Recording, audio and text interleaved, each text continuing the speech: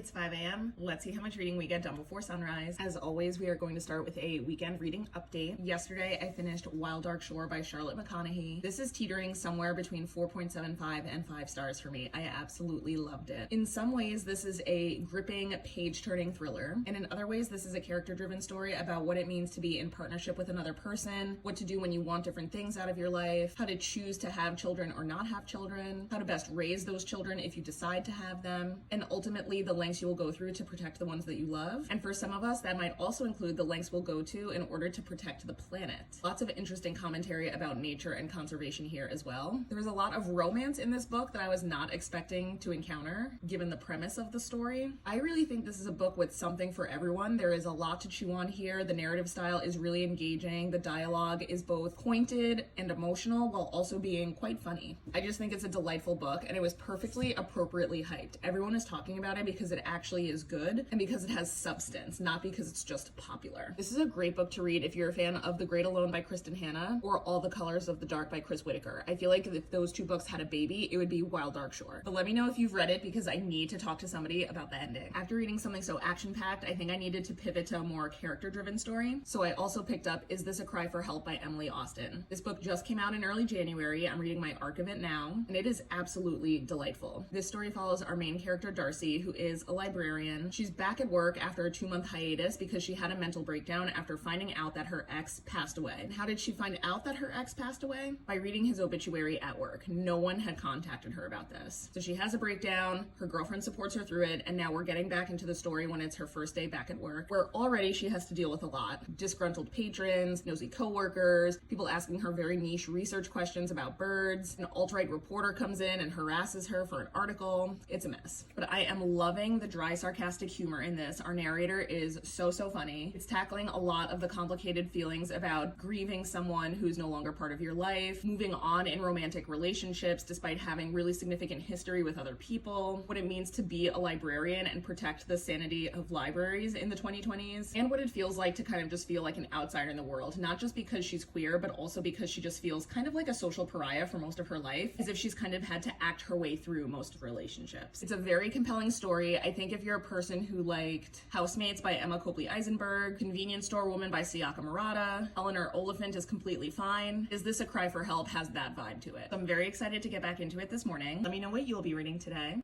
I will see you all when the sun comes up. Happy reading. Cheers. And we're back. I started the morning at 19% and now I am 32% of the way through Is This a Cry for Help? Let me know how much reading you got done today, and I'll see you tomorrow at 5 a.m. Thanks for watching. Bye.